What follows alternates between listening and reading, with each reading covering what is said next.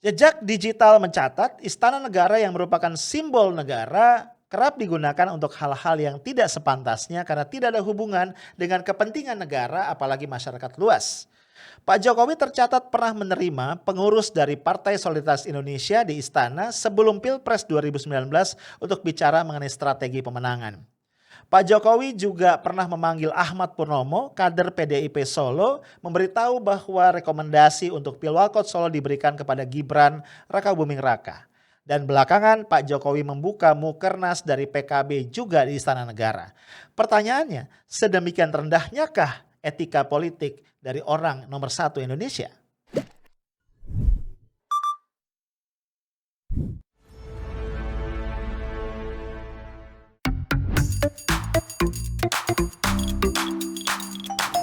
Halo guys, gimana kabar lu malam ini? Sehat ya? Nih kayaknya beberapa dari lu baru balik dari tarawih ya. Jadi memang tarawih yang pertama ya. Dan besok insya Allah kita akan memasuki puasa Ramadan 1442 Hijriah hari yang pertama.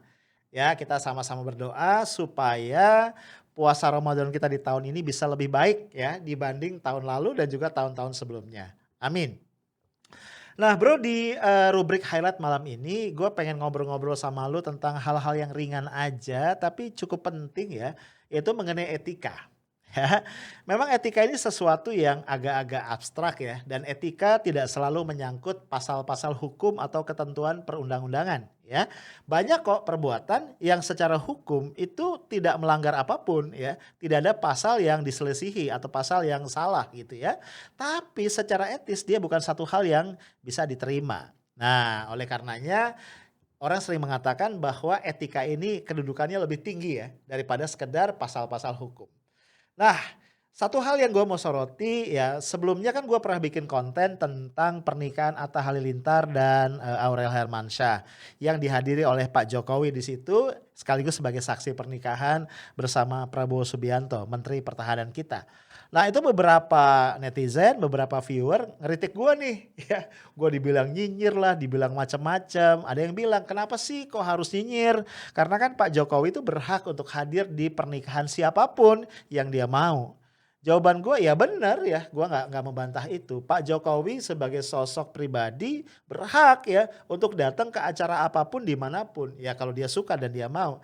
Tapi bagaimanapun ketika Pak Jokowi melakukan sesuatu karena dia adalah presiden, kepala negara sekaligus kepala pemerintahan, itu melekat fasilitas negara. Nah, begitu kita bicara fasilitas negara, maka persoalan-persoalan jadi lebih rumit ya dari sekedar masyarakat umum. Ya, again bukan cuma pasal-pasal hukum yang dilanggar atau tidak, tapi ada masalah etika di situ. Gue sudah sempat jelasin ya, kalau Pak Jokowi datang katakan ke nikahannya Atta dan Aurel, itu kan pasti kemudian melibatkan pas pampres, melibatkan apa intelijen yang bekerja bukan cuma pas saat hari H saat datang ya, tapi bahkan beberapa puluh jam atau beberapa hari sebelumnya. Kebayang ya hotelnya disterilisasi, rute ke sana sudah diamankan dan sebagainya dan sebagainya. Nah, belum lagi kemudian saat ini kan sedang ya ada isu-isu ancaman terorisme dan juga ancaman-ancaman lain. Kebayang tuh ya, pasti pengamanannya ketat banget. Itu kan melibatkan tadi fasilitas negara dan anggaran negara. Nah, yang lebih seru lagi ya, lu pasti tahu kan, acara akad nikah tadi kemudian diberitakan atau diposting di sejumlah medsos milik negara yang dikelola oleh Sekretariat Negara. Dari mulai Twitter, kemudian website, bahkan ada di YouTube-nya Sekretariat Presiden. Sehingga kemudian orang bertanya-tanya, apa urusannya pernikahannya Atta Aurel dengan aktivitas kenegaraan? Apakah ini pernikahan kenegaraan? Tentu saja tidak gitu ya. Nah ini yang gue sebut sebagai problem etika yang kayaknya nggak semua orang ngeh dan nggak semua orangnya sensitif tentang hal ini. Padahal ini hal yang sangat penting. Ketika kita bicara negara demokrasi bro, kita ini bukan negara kerajaan ya tapi negara demokrasi. Maka orang itu harus clear kapan dia berperan sebagai pribadi, kapan dia berperan sebagai pejabat negara. Dan ketika dia menjadi pejabat negara dia sama sekali tidak boleh memanfaatkan ketika dia berperan sebagai pribadi, dia sama sekali tidak boleh menggunakan atau menyalahgunakan fasilitas negara. Ya, gue jadi teringat nih kalau kita refer ke sejarah itu ada satu kisah dari zaman seorang khalifah yang namanya Umar bin Abdul Aziz. Ya, pada satu malam ya dia sedang bekerja di ruangan kerjanya. dengan lampu ya, dengan lampu yang masa itu kan belum ada listrik ya, belum ada PLN pula ya, jadi pakai minyak. Nah kemudian anak sulungnya, anak laki-lakinya itu mengetuk pintu karena ingin bicara dengan dia. "Ayah, aku pengen ngomong." Sebelum, dibukakan pintu, Umar bin Abdul Aziz nanya pada anaknya ini, "Nak, kamu mau bicara apa? Urusan negara atau urusan pribadi?" Kata anaknya, "Urusan pribadi." Sebelum Umar membuka pintu, dia matikan dulu lampunya, baru dia persilakan anaknya masuk. Kenapa begitu? Karena Umar sangat berhati-hati, lampu itu dinyalakan atau dihidupkan dengan minyak ya, yang dibayar dari uang negara. Nah, kita bisa bayangkan, ini satu level etika publik ya, satu level etika bernegara yang dahsyat, yang kayak-kayaknya nggak ada hari ini di antara pejabat-pejabat negara kita. Nah, kembali ke contoh tadi Pak Jokowi. Sejujurnya gue punya beberapa catatan yang tidak positif ya tentang bagaimana simbol-simbol negara terutama istana itu digunakan di masa Pak Jokowi. Ya, misalnya ya kalau kita lihat di menjelang Pilpres tahun 2019 ya, menjelang pemilu tahun 2019. Kalau kita buka file-file lama, Pak Jokowi pernah menerima para pengurus dari Partai Solidaritas Indonesia PSI di istana. Dan pembicaraannya menyangkut upaya-upaya atau strategi untuk memenangkan pemilu tahun 2019. Ya, kalau kita baca beritanya Pak Jokowi ngasih wejangan, ya kan, ngasih saran-saran, ngasih masukan kepada PSI strategi apa yang harus dilakukan. Ya, lu bisa bayangin ya, kalau dalam pandangan gua ini jelas adalah abuse ya, karena istana negara itu bukan sekretariat dari partai politik dan tidak boleh digunakan untuk kepentingan partai politik tertentu. Nah, yang gue sedih adalah PSI ini kan selama ini mencoba membangun kesan sebagai partai anak muda ya, yang membawa warna baru dalam politik. Warna baru itu mestinya menurut gue adalah profesionalisme. Tapi anehnya ketika mendapat kritik kiri kanan atas peristiwa tadi ya, para pengurus PSI saat itu malah menyerang balik ya dengan mengatakan ada upaya untuk mendelegitimasi. Masa iya mereka nggak bisa nangkep bahwa esensi dari kritik itu karena ada potensi abuse di situ yang tentu tidak bisa dibiarkan. Nah kemudian juga kita melihat hal yang juga harus dikritisi ketika menjelang Pilwalkot Solo beberapa waktu yang lalu. Ya, ini ceritanya cukup dramatis sebenarnya ya. Kita tahu pada satu sisi ya, pengurus PDIP setempat yaitu DPC Solo yang dipimpin oleh Pak FX Rudiatmo, ya waktu itu wali kota, itu sudah menggadang-gadang seorang calon yang saat itu menjabat sebagai wakilnya itu Pak Ahmad Purnomo, ya. Tapi kemudian ternyata last minute ya, DPP Ibu Megawati itu memutuskan untuk memberikan rekomendasi partai kepada putra sulung dari Pak Jokowi yaitu Gibran Rakabuming Raka. Ya, kita nggak bicara proses internalnya. Gua nggak tahu ya ada tarik menarik apa atau seperti apa. Yang jelas ini cukup mengecewakan ya bagi pengurus DPC PDIP Solo walaupun kemudian mereka menerima itu. Tapi yang gue mau soroti adalah apa yang terjadi selanjutnya. Ya kalau kita buka-buka media kita akan lihat Pak Jokowi itu memanggil Pak Ahmad Purnomo ke Istana Negara untuk mendapatkan kabar atau pemberitahuan bahwa rekomendasi partai tidak diberikan kepada dirinya tapi diberikan kepada Gibran Rakabuming Raka. Nah, kalau lu cermat ya, lu akan menangkap hal yang tidak elok di sini ya. Ada hal yang menjadi pertanyaan kita. Ya, pertama tentu menyangkut tempat atau lokasi, lokus dari peristiwanya. Kenapa harus dilakukan di Istana Negara? Padahal ini urusan dari partai politik, urusan dari PDIP. Apakah sekretariat PDIP pindah ke Istana Negara? Ini pertanyaan mendasar ya, yang sederhana tapi sangat-sangat penting dan menyangkut isu etika. Nah, yang juga pertanyaan penting yang sampai sekarang nggak terjawab dengan clear adalah ketika Pak Jokowi memanggil Pak Ahmad Purnomo untuk mendapat kabar, itu positioning Pak Jokowi sebagai apa? Apakah sebagai presiden? Ya tentu nggak pantas ya. Apa urusan presiden dengan pencalonan ya calon Walkot Solo dari PDIP? Nggak ada urusannya. Itu satu. Apakah sebagai kader PDIP mewakili PDIP, mewakili DPP? Nggak pantas juga. Harusnya yang ngomong Pak Hasto ya Sekjen atau Ibu Mega atau pengurus-pengurus DPP PDIP yang lain. Dan itu tidak boleh dilakukan di Istana Negara. Harusnya dilakukan di Sekretariat DPP PDIP. Nah, kemungkinan ketiga yang tersisa, Pak Jokowi memanggil Pak Ahmad Purnomo, ngasih tahu yang dapat rekomendasi Gibran, dalam posisi Pak Jokowi sebagai bapaknya Gibran. Kalau ini, wah lucu sekali. Apakah Gibran masih dianggap sebagai anak di bawah umur? Sampai yang ngomong harus bapaknya, sampai ketika Gibran terjun ke politik, Pak Jokowi harus cawe-cawe.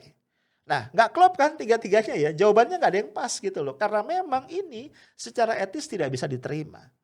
Nah, gua terus terang miris ya ketika politik itu kemudian berjalan, dilakukan, dilangsungkan tanpa etika. Akhirnya yang terjadi nanti adalah persoalan-persoalan yang tidak enak di belakang hari.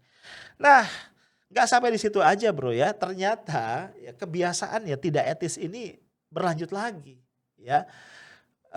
Misalnya kita lihat ya belum lama ini baru 1-2 hari belakangan. Pak Jokowi membuka acara Mukernas ya Musyawarah Kerja Nasional dari PKB sekaligus Musyawarah Alim Ulama PKB. Nah pembukaan itu dilakukan di Istana Negara. Ya walaupun memang tidak semua pengurus PKB hadir ya. Tapi beberapa pengurus kuncinya hadir di Istana Negara dan yang lain mengikuti secara daring dari tempat yang lain. Nah, again poin gua, apa urusannya acara PKB kemudian dibuka oleh presiden di Istana Negara? Ini lagi-lagi menurut gua ini melanggar etika. Karena ini partai politik ya betul partai politik pendukung pemerintah, tapi Istana Negara bukan milik parpol dan bukan milik koalisi pendukung pemerintah. Nah, Bro, dari cerita-cerita ini ya, kita melihat satu benang merah tadi. Nampaknya memang kita tidak punya satu standar etika seperti apa negara ini akan diurus dan seperti apa hubungan ya antar lembaga, antar institusi, antar pribadi yang terlibat itu hendak diatur dan semua akhirnya campur aduk ya. Kita tidak pernah jelas ya ketika Pak Jokowi menjalankan satu peran, dia sedang berperan sebagai apa. Nah, kalau ini dibiarkan berlanjut ya, maka ini akan menunjukkan betapa rendahnya kualitas demokrasi kita. Kita tidak punya yang namanya good governance, kita tidak punya yang namanya clean government, ya. Kepentingan yang satu dengan kepentingan yang lain saling bertabrakan satu sama lainnya. Nah, guys, gambaran yang tadi gue ceritain ini terus terang membuat gue sangat-sangat prihatin ya. Apalagi kita kan punya beberapa komparasi di negara-negara maju yang tentu saja demokrasinya jauh lebih matang dari kita. Salah satu yang buat gue sangat berkesan misalnya banyak cerita tentang Angela Merkel. Dia ini adalah kanselir dari Jerman. Kanselir ini setara dengan Perdana Menteri ya bro. Dia adalah pemimpin atau kepala pemerintahan setempat. Jadi lu tahu Jerman ini adalah sebuah republik ya. Republik federal. Dia punya kepala negara adalah presiden. Tapi dia punya kepala pemerintahan adalah Perdana Menteri atau istilah di tempat mereka adalah kanselir. Nah Angela Merkel ini adalah sosok yang luar biasa ya. Dia adalah pemimpin dari sebuah negara yang merupakan perekonomian terbesar dan terkuat di Eropa. Yang pendapatan per kapitanya jauh lebih tinggi daripada Indonesia. Tapi hidupnya sangat sederhana ya. Lu bayangin Merkel dan suaminya itu menyewa satu apartemen yang ada di lantai 4, apartemen sempit seperti warga biasa. Dan dia terbiasa datang ke kantornya, ke kantor Perdana Menteri itu menggunakan kendaraan umum. Ya, bahkan suaminya tetap bekerja sebagai dosen di Universitas Berlin dan tidak pernah mau tampil bersama istrinya dalam acara-acara kenegaraan. Yang juga menarik adalah ya rakyat Jerman ya, terutama yang tinggal di Berlin itu sering sekali melihat bagaimana Angela Merkel di sore hari sepulang kerja itu mampir ke grocery stores sekedar untuk membeli atau berbelanja kebutuhan sehari-hari untuk dirinya dan suaminya. Ya jadi persis seperti warga biasa ya, tidak ada yang istimewa, tidak menggunakan fasilitas negara dan semua dia lakukan sendiri dan dia bisa pisahkan mana urusan pribadi dan mana urusan negara. Satu contoh lagi ya yang juga cukup viral belakangan ini menyangkut apa yang terjadi pada Perdana Menteri Norwegia ya, Erna Solberg. Ya lu bayangin aja ini Perdana Menteri loh ya, kepala pemerintahan gitu ya. Dia dengan sukarela, dengan legowo kena denda ya dari kepolisian setempat hanya gara-gara menyelenggarakan pesta ulang tahunnya yang ke-60. Lu jangan bayangin pesta besar di hotel mewah, enggak ya. Sebuah syukuran kecil makan malam yang diselenggarakan di kediaman pribadinya di daerah pegunungan yang sepi yang pasti tidak mengundang kerumunan. Ya ada aturan di Norwegia selama pandemi ini bahwa orang tidak boleh berkumpul lebih dari 10 orang. Kebetulan ternyata ya pesta tadi atau makan malam tadi dihadiri oleh 13 orang ya, kelebihan 3 orang. Dan lucunya sebenarnya Erna Solberg malam itu nggak hadir karena mendadak dia sakit dan harus dilarikan ke dokter. Ya, tapi namanya pelanggaran adalah pelanggaran, aturan adalah aturan dan dia dikenakan denda Rp34 juta. Nah, polisi mengatakan sebenarnya ya nggak lazim pelanggaran seperti ini ya, pelanggaran prokesnya dikenakan denda. Ya biasanya cuma ditegur kemudian dibubarkan.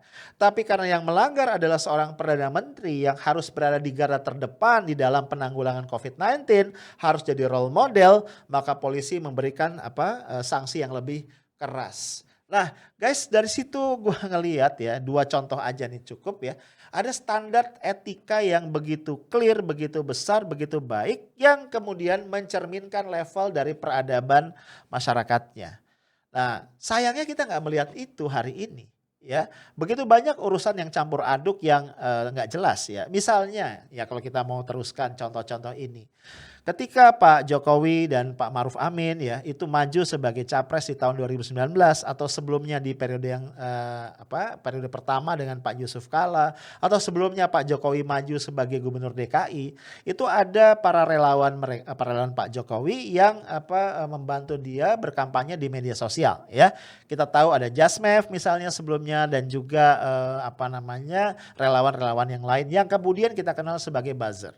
Nah, yang kemudian perlu kita soroti adalah ketika pilpres sudah selesai, kampanye sudah selesai, ternyata para buzzer ini tetap aktif ya. Bukan cuma di media sosial, tapi beberapa di antara mereka mendapat hadiah dari pemerintahan Pak Jokowi, yaitu kursi di beberapa BUMN sebagai komisaris.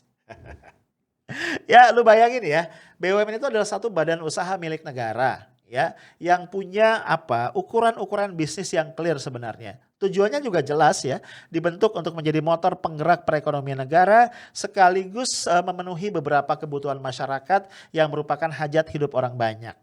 Artinya pengelolaannya harus sangat-sangat profesional.